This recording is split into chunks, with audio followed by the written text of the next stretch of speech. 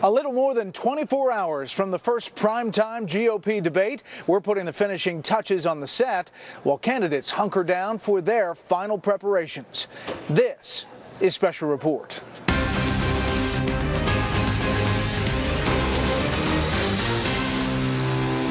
Good evening, I'm Brett Baer. We're coming to you live tonight from Cleveland, site of tomorrow's first pair of debates in the 2016 presidential race. We're inside Quicken Loans Arena. Right behind me, you can see the stage where the candidates will be. The undercard, featuring candidates outside the top 10, begins at 5 Eastern. The main event, with Donald Trump leading the way, begins at 8:50 p.m. Chief political correspondent Carl Cameron is here in Cleveland as well tonight and tells us about a new, kinder, gentler Trump. The GOP debaters are arriving in Cleveland and holding campaign events ahead of tomorrow's debate. I came in early today trying to convince LeBron James to come back to Miami. Just wanted you to know.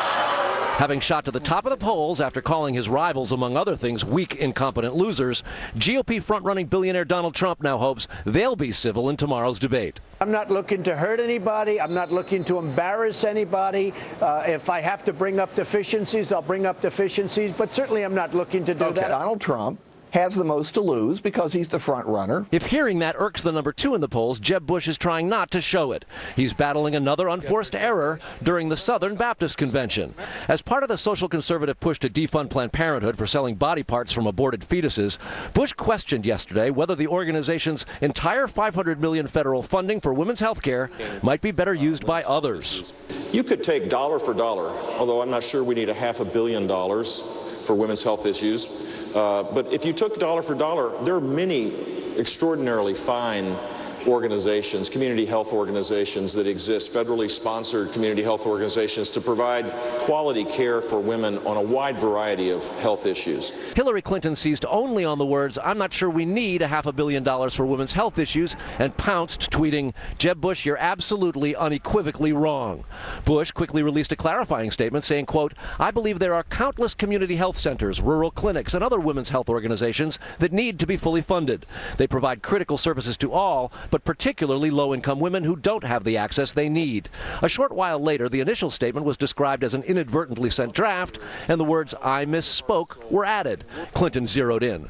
He's got no problem giving billions of dollars away to super wealthy and powerful corporations, but I guess women's health just isn't a priority for him. The 2016 race is really beginning to heat up, and now comes a federal campaign fraud investigation from the 2012 campaign of then Texas Congressman Ron Paul, the father of the current Kentucky Republican senator who will be on the debate stage last night. 3 former Ron Paul staffers were indicted today on federal campaign fraud charges. One of them is named Jesse Benton. He is now running the super PAC supporting Kentucky Senator Rand Paul. Benton's defense attorney says this is politically timed, clearly in advance of tomorrow night's debate. Rand Paul's campaign has said pretty much the same thing, that he finds it suspicious, they all do, and that this has nothing to do with the 2016 Rand Paul campaign. It's the 2012 campaign, and it's the last the Kentucky senator will be talking about it. Unless he gets asked questions tomorrow night about it, Brett. That's right. We'll see. Carl Cameron outside the queue. Carl, thank you. We are less than 24 hours from the first of 2 debates tomorrow. The opener begins, as we said, at 5 Eastern. Coverage of the primetime event starts at 8:50. Self-described socialist Bernie Sanders has pulled even, sort of, with Hillary Clinton in the latest survey of New Hampshire voters. And that's just one of the things Clinton has to worry about this evening. The other, FBI agents digging around, trying to learn more about her private email server. Here's Chief White House correspondent Ed Henry. When your team has to again stress technically you're not under criminal investigation, as Hillary Clinton's allies did today for the second time in 3 weeks, it's a sign your campaign has hit major turbulence. Clinton's self-inflicted wounds are helping Socialist Democratic Senator Bernie Sanders. He vaulted to within 6 points of Clinton in New Hampshire in a new WMUR survey. And since the margin of error is 5.9 points, the station's pollster declared it's basically a statistical tie. They want a movement that stands up and says enough is enough. Sanders made clear he has no plans to attack Clinton, and he may not need to stoke the flames, which are already burning. As Fox confirmed, the FBI has now launched an investigation into the security of her personal email server. And the FBI has asked Clinton's personal attorney, David Kendall, about the security of a thumb drive he has with copies of her email. Kendall telling Fox in a statement, quote, "We are actively cooperating." Advisors to Clinton stress she's not the target of a criminal investigation, similar to last month when it was revealed 2 inspectors general had determined there may be hundreds of classified emails in her server, with Clinton's chief pollster today telling reporters, "We expect more attacks. I suspect we'll probably hear some during the debates again. That's the pastime of Republicans." Except Republicans are not driving the FBI review. And while it is starting as an investigation of the server, that server was set up by Clinton, and she could ultimately become the target. At the least, Clinton will face political fallout from promises she made at her March news conference that turned out to not be true. The system we used was set up for President Clinton's office, and it had numerous safeguards. It was on property guarded by the Secret Service, and there were no security breaches. The Washington Post reported the FBI has learned she moved her email to a different server, and it was not always reliable. Clinton allies say that New Hampshire poll actually shows that Sanders' support is leveling off. As for the Republican debate, aides say Hillary Clinton will be on a plane at 9 p.m. Eastern Time tomorrow, so she will not be watching, at least not live. Brett? Ed, thank you.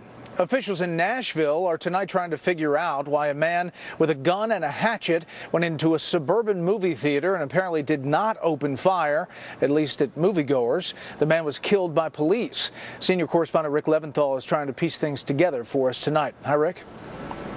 Hey, Brett, the call came into Nashville Metro Police as an active shooter situation, but fortunately for theatergoers and staff at the Hickory Hollow Cinemas, the gunman didn't pull his trigger until officers arrived on scene, and the only person shot was the suspect, a 51-year-old local white male whose name has not yet been released. This all unfolded just after 1 p.m. local time when someone ran up to 2 officers who had responded to a car accident just off theater property, telling them there was a man with a gun inside the theater where Mad Max was playing. The officers ran inside, and after clearing the projector room, one of the cops encountered the suspect, who raised a gun at the officer and pulled the trigger, according to a police spokesman. The officer returned fire at the suspect and retreated, and other units arriving on scene found a man and 2 women fleeing out the front door, all of them doused with pepper spray. And the male victim also had a superficial wound to his shoulder or arm where the suspect had hit him with an axe or hatchet.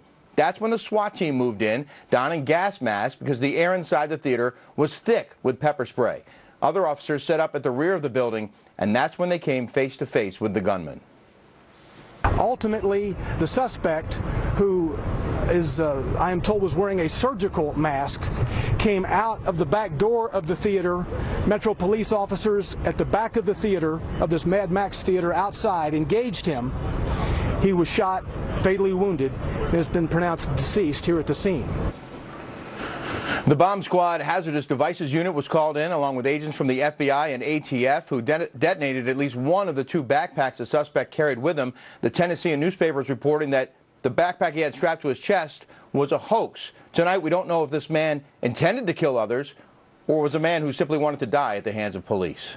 Brett? Rick Leventhal in New York. Rick, thanks. We're in the spin room. You're looking at Chris Wallace getting ready for a Shepard Smith live shot. And over here, Chris Starwalt on the power play. Hey, Chris. There you go. We're in the spin room. This is the spin room. This is the place the candidates will come after the debate. They will talk to reporters. This will be packed with people right after the debate. This is the spot. And then over here is Facebook. You can see some of the data on there. They have a lot of data we'll be using in the debate on Thursday. And finally, over here is the press area. We have hundreds of press credentials that have been issued. It is packed. We expect a lot of attention come Thursday night. We'll see you after the break.